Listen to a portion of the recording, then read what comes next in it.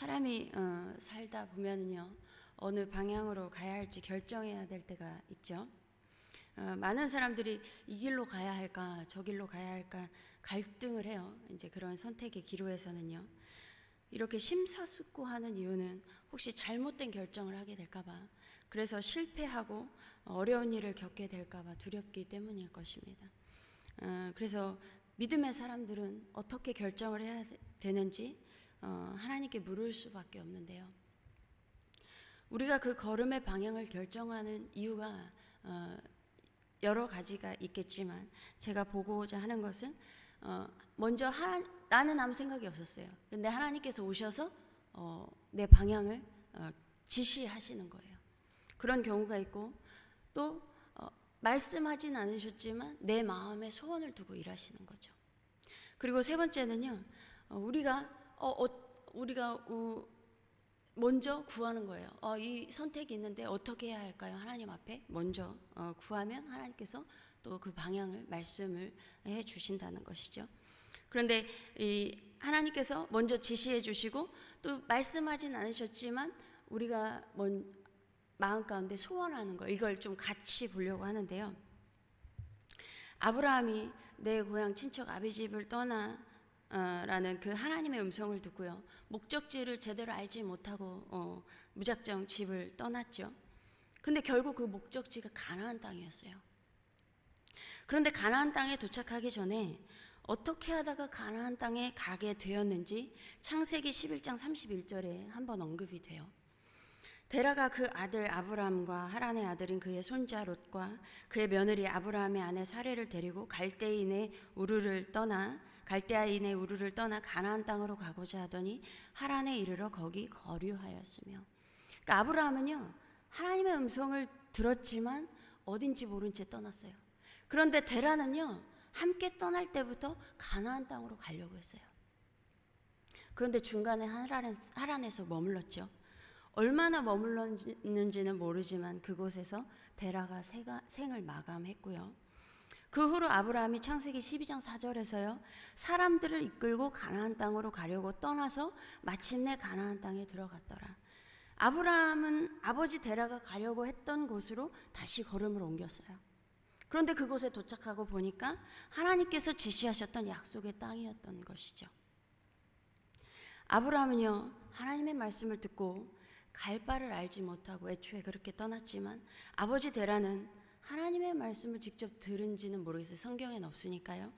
직접 들은 것은 아니었지만 가나안 땅으로 가려는 소원을 갖고 떠났어요. 동시에 떠났는데 서로 같은 마음은 아니었죠. 예, 아버지만 가나안 땅으로 가려고 했고 그냥 그 아브라함은 그냥 따라갔던 것이죠. 빌립보서 2장 13절에 너희 안에서 행하시는 이는 하나님이시니 자기의 기쁘신 뜻을 위하여 너희에게 소원을 두고 행하게 하시나니. 때로는요, 하나님의 말씀이 정확히 무엇인지는 모르지만요, 하나님께서 우리에게 두신 소원으로 우리가 방향과 목적지를 정할 때 그것이 결국에 하나님의 뜻인 경우가 있다는 거예요. 이렇게 우리가 전혀 생각지도 않았는데 우리의 걸음의 방향을 하나님께서 먼저 지시하실 때가 있고요. 그런데 말씀하지 않으시더라도 내 마음 가운데 소원을 두고 인도하기도 한다는 것이지요. 그런데 어떤 경우는요, 내가 소원을 했어요. 그래서 그걸 이제 그 방향으로 가고자 했어요. 그런데요, 때로는 또 생각지도 않은 방향으로 틀어질 때가 있어요. 계획이 변경이 될 때가 있죠. 예전에 양화진에 갔을 때요, 어떤 선교사인지 생각은 나진 않지만요, 그분이 인도 선교를 준비하셨던 것 같아요.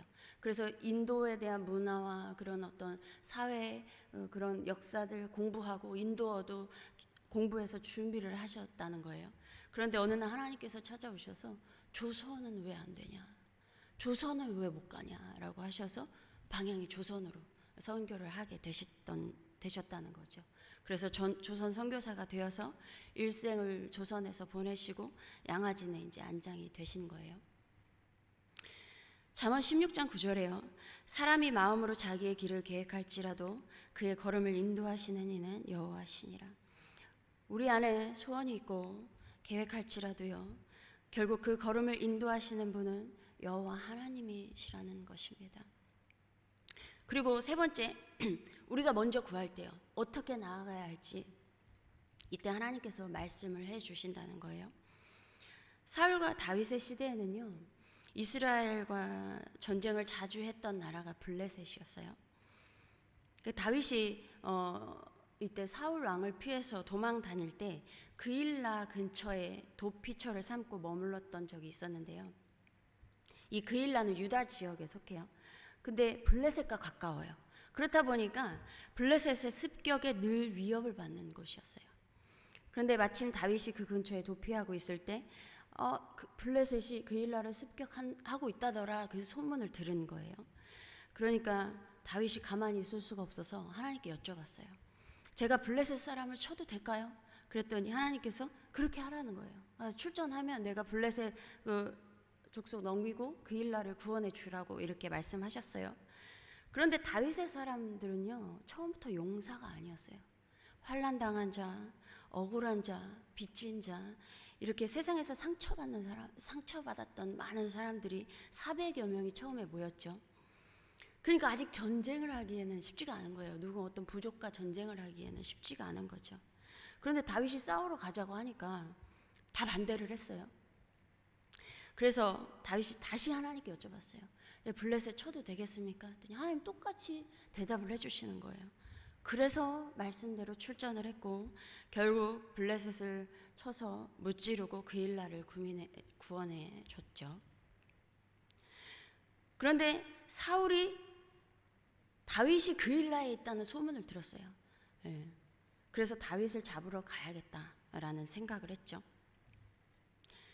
근데 또 어떻게 들었는지 다윗도 사울이 잡으러 올 거다라는 그 소문을 들은 거예요.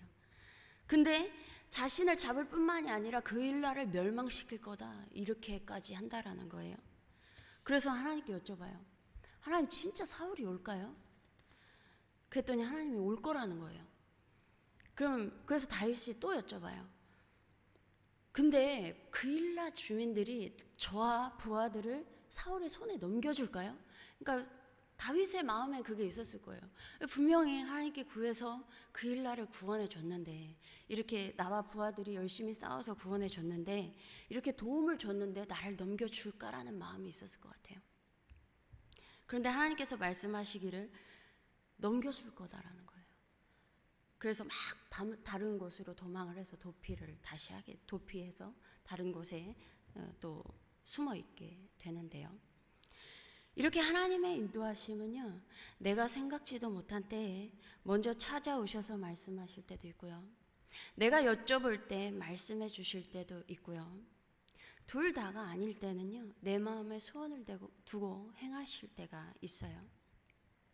세상의 지혜서들을 보면요, 실패하지 않기 위해서 결정을 잘하는 사람이 지혜로운 사람이라는 거예요. 또 지혜로운 결정을 하기 위해서 안목을 넓히래요. 그런데 우리 하나님은 뭐라고 말씀하고 계시냐면요, 잠언 20장 24절에 사람의 걸음은 여호와로 말미암나니 사람이 어찌 자기의 길을 알 수 있으랴. 아무리 깊이 생각하고 안목을 넓히고 지혜롭게 생각하려고 해도요, 사람은 스스로 살아가는 방향을 제대로 알 수 없다는 거예요. 그 결과를 또한 예측하기도 쉽지가 않지요.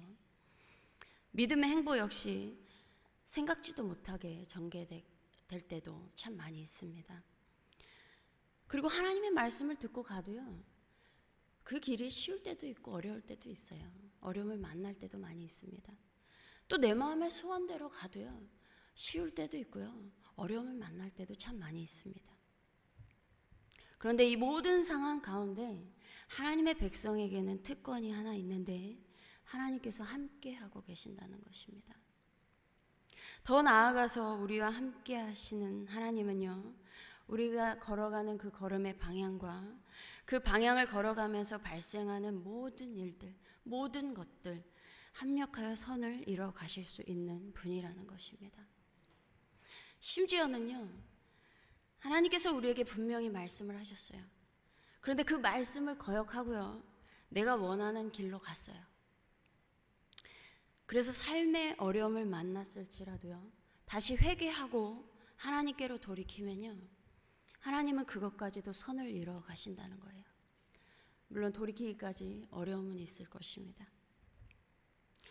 그런데 오늘 말씀처럼 하나님의 자녀, 하나님을 사랑하는 자, 그의 뜻대로 부르심을 입은 자들이 살아가면서 겪는 모든 것은요, 하나님께서 합력하여 선을 이룬다는 것인데요. 다시 말해서 하나님의 백성의 삶은 하나도 버릴 것이 없다는 거예요. 우리 성도님들의 인생도요, 걸어오면서 또 그리고 앞으로 또 걸어가면서 삶의 기로에서 여러 가지 방법으로 하나님의 인도함을 받았을 것이고 또 인도함을 받을 것입니다. 그리고 그렇게 인도를 받으며 겪는 다양한 일들이 있을 거예요. 좋지 않은 일, 좋은 일도 있을 것이고 자랑스러운 일도 있을 것이고 부끄러운 일도 또 있을 것입니다. 순종하며 하나님을 기쁘시게 하는 일, 사람들에게 선한 영향력을 끼치는 일, 때로는 실수하고 불순종하며 죄를 짓는 일, 이런 일이 있으면 안 되겠지만 이러한 일도 또 생각지도 못하게 만날 수도 있어요. 여러 가지 일들이 그동안 많았을 것이고 앞으로도 많을 것입니다. 그럼에도 우리 성도님들과 저의 삶은요, 지금까지도 그리고 앞으로도 주 안에서 하나도 버릴 것이 없는 삶일 것이고 하나님께서 선하게 바꾸시고 선하게 이루어 가신다는 것을 믿으면서 하나님께 마음 깊이 감사하는 하루가 되시기를 바랍니다. 다 같이 기도하겠습니다. 하나님, 정말 감사합니다. 여기까지 인도하신 에베네셀의 하나님, 정말 우리를 늘 붙드시고 우리를 보호하시며 인도하시는 가운데 우리가 때로는 여러 가지 방향들 가운데 고민되지만 우리는 알 수가 없습니다. 하나님 선하게 인도하여 주시고 또한 우리가 많은 일들을 겪는데 정말 아픔도 있고 기쁨도 있습니다. 여러 가지 일을 겪어가는 가운데 만나는 모든 일들 또한 하나님께서 정말 그러한 가운데서도 합력하여 다 선을 이뤄 가실 수 있는 전능하신 하나님을 믿고 의지하며 또한 앞으로도 감사하며 주님 의지하며 살아가는 우리 모두 되게 하여 주시옵소서. 감사드리며 우리 주 예수 그리스도의 이름으로 기도드립니다. 아멘.